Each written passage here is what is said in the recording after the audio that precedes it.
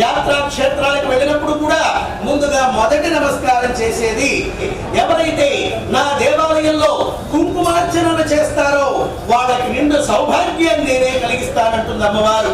నా గర్భాలయంలో ప్రమిద దీపాన్ని పెట్టండి, నూనె దీపాన్ని వెలిగించండి అంటుంది అమ్మవారు.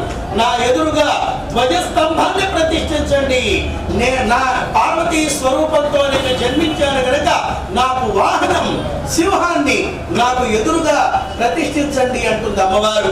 అందుకే అయ్యప్ప మణికంఠుడి చరిత్రలో కూడా పులిపాలు కావాలని పందల రాజ్యం అడవిలోకి వెళ్ళినప్పుడు పులులన్నీ కూడా నమస్కారం చేసి తమ పాలు తామే పిండి అయ్యప్ప మణికంఠుడి ఇచ్చి అంతటి మహాత్ముల యొక్క ఆ శాంతి కిరణాల ద్వారా ఎంతటి క్రూరులైనా, ఎంతటి క్రూర మృగం లాంటి వాళ్ళైనా, క్రూర మృగం లాంటి హృదయాలు కలిగిన వాళ్ళైనా వాళ్ళు శాంతి స్వరూపులుగా మారిపోతారని అమ్మవారు ఆ విధంగా క్రూర మృగమైన సింహాన్ని వాహనంగా ఏర్పాటు చేసుకోవడానికి కారణం వాసవి మాతకి ఎదురుగా ఆ సింహ వాహనం ఉండటంలో ఉన్న ఆంతర్యమది.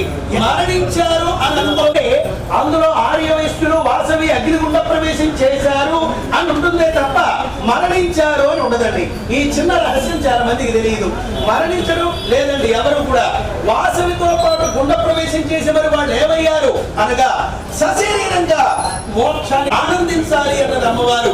మీ తల్లిదండ్రులు అగ్నిగుండ ప్రవేశం చేస్తున్నారంటే, సశరీరంగా మోక్షానికి వెళుతున్నారంటే ఇది సంతోష దినం, సంతాప దినం కాదు అన్నది అమ్మవారు.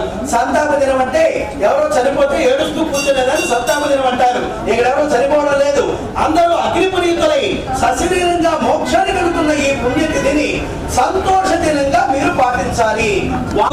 అగ్నిగుండంలో అమ్మవారు దూకింది అనగానే ఈ పిల్లలందరూ కూడా ఆనందంగా చప్పట్లు కొట్టారు. ఇప్పటికీ కూడా మనం హోమ యజ్ఞ కార్యక్రమాలు చేసేటప్పుడు పూర్ణాహుతిని సమర్పిస్తాం చూసారా? పూర్ణాహుతిని సమర్పించేటప్పుడు చప్పట్లు కొడతారా కొట్టరా? తెలుసా తెలియదా ఈ విషయం? కాబట్టి ఎందుకయ్యా పూర్ణాహుతి సమర్పించేటప్పుడు చప్పట్లు కొట్టాలి అంటే ఆ రోజున అమ్మవారితో పాటు మన పెద్దలందరూ మోక్షానికి వెళ్ళారన్న ఆనందంలో, సంతోషంలో చప్పట్లు కొట్టారు. ఈ రోజును కూడా చివరిలో పూర్ణాహుతి జరిగేటప్పుడు ఆనాటి భక్తులు ఎలాగైతే చప్పట్లు కొట్టారో ఈనాటి భక్తులు వాళ్ళ వంశంలో జన్మించిన మనమంతా పూర్ణాహుతి సమయంలో చప్పట్లు కొట్టి ఆనాటి భక్తులకు వచ్చిన పుణ్యాన్ని మనమందరం కూడా తప్పనిసరిగా పొందాలి. పుణ్యాత్ములు మోక్షానికి వెళ్ళారు సశరీరంగా. భక్త తుకారం ఆయన మూర్తి, అలాగనే భక్త ధ్రువుడు ఆయన ఇప్పటికీ కూడా ధ్రువ నక్షత్రంగా సశరీరంగానే మనకు కనిపిస్తూ ఉన్నాడు. అలాగనే మరి అరుంధతి నక్షత్రాన్ని చూపిస్తారు. అరుంధతి మాత కూడా సశరీరంగా నక్షత్ర రూపంలో మనకి తూచ తప్పక పాటిస్తామమ్మా అని ఆ భక్తులందరూ కూడా అమ్మవారికి చెప్పారు. ఈ సమయంలో వాసవి మాతకు ఇద్దరు స్నేహితురాళ్ళు ఉన్నారు. తల్లులారా వినండి, ఇంకా కొన్ని నిమిషాల్లో అమ్మవారు గుండ ప్రవేశం చేస్తుంది అనే సమయంలో పక్కపక్కనే ఉంటే ఎవరు వాసవియో ఎవరు స్నేహితురాళ్ళో తెలియదట. అలాంటి ఆ ఇద్దరు స్నేహితురాళ్ళ పేర్లు, ఒక ఆమె పేరు సరళ, ఇంకొక ఆమె పేరు సాహితి. ఏం పేరు?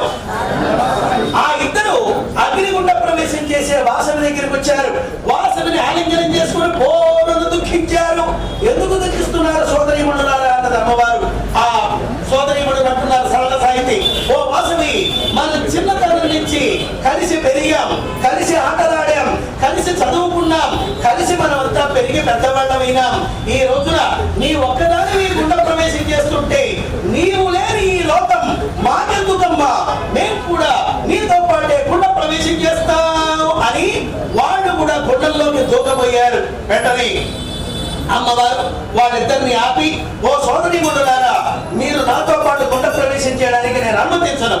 నేను ఎక్కడైతే అగ్నిగుండ ప్రవేశం చేస్తానో ఆ అగ్నిగుండంలో నేను బంగారు విగ్రహంగా వెలుస్తాను. తిరుమల వెంకటేశ్వర స్వామి మాదిరిగా, ద్వాదశ జ్యోతిర్లింగాల మాదిరిగా నన్నెవరూ ప్రతిష్ఠించరు. నేను ఆ అగ్నిగుండంలో స్వయంభవంగా బంగారు విగ్రహంగా వెలుస్తాను.